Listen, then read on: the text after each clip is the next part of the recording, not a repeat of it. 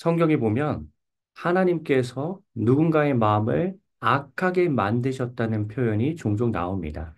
출애굽기에 보면 하나님이 바로의 마음을 완악하게 하셨다고 나오죠. 여호수아에 보면 가나안 족속의 마음을 하나님이 완악하게 하셨다라고 나옵니다. 사울 왕이 악한 행동을 하는 이유는 하나님이 허락하신 악령 때문이라고 사무엘상에 나옵니다. 로마서 1장에 보면 악인들이 하나님을 거부하도록 하나님이 내버려 두신다고 나옵니다. 요한복음 12장 40절에도 하나님이 그들의 마음을 완고하게 하셨다고 나옵니다.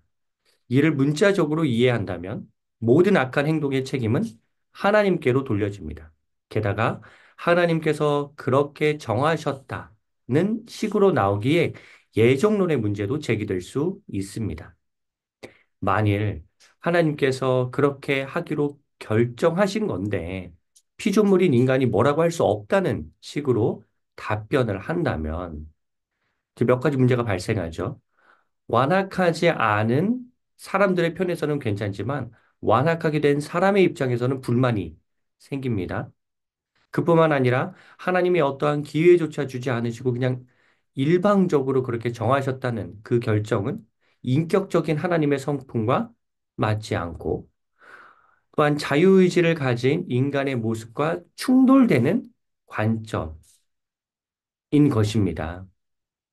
그렇다면 이 구절을 어떻게 이해하면 좋을까요?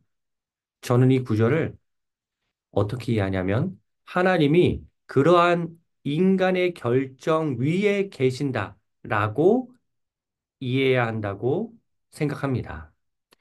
그러니까 비록 인간들이 하나님이 주신 자유의지를 남용하여서 완악하게 행동하더라도 그 사람들의 만행대로 이 세상이 흘러가지 않도록, 악해지지 않도록 하나님은 선한 사람들과 함께 세상을 더 선하게 만들기 위해 힘쓰시기에 그러한 악한 행동 위에서 이 세상을 주관하시는 하나님을 표현하기 위해서 하나님께서 마음을 완악하게 하셨다라고 이렇게 표현을 하는 것이죠. 실제로 완악하게 된 건 그들이지만 그들 위에 하나님이 계시다라고 하는 표현이라고 저는 생각합니다.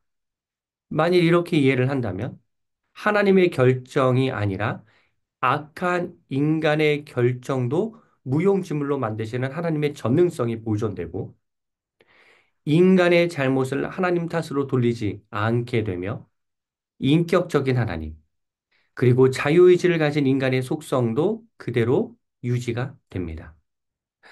하나님의 이 주권에 관한 제 입장은 그 어떤 분이 제 영상에 댓글 하나 남기셨는데 제가 답변을 달아놨어요.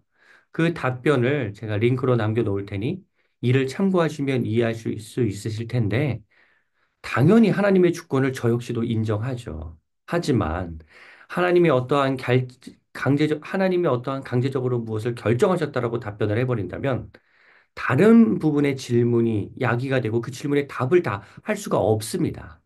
그렇기 때문에 제가 방금 제안드린 하나님께서 인간의 어떤 완악한 결정 위에 계시다라고 하는 그러한 답변으로 그러한 답변을 한다면 우리가 하나님의 주권을 훼손하지 않은 상태로 신학적인 큰 문제가 없는 상태로 우리가 여러 질문에 답을 할 수가 있게 됩니다. 여러분, 하나님은 악한 사람들의 계략 위에 계신 전능하신 하나님입니다. 아무리 악한 사람들이 이 세상을 전복시키려 하더라도 하나님은 하나님의 사람들과 함께 선한 일을 이루어 가십니다. 우리는 그러니까 하나님 책임을 논하기보다 좀 더 건설적인 방향으로 생각해야 하는데 전능하신 하나님, 좋으신 하나님을 위해 나는 오늘 악한 사람들을 대적해서 하나님의 비전에 따라 무엇을 할 수 있을지를 생각하면서 살기를 하나님께서는 원하시고 또 우리가 악한 마음이 들더라도 그러한 마음 위에 계신 하나님을 두려워하고 경외하는 마음으로 살기를 주님께서는 원하십니다.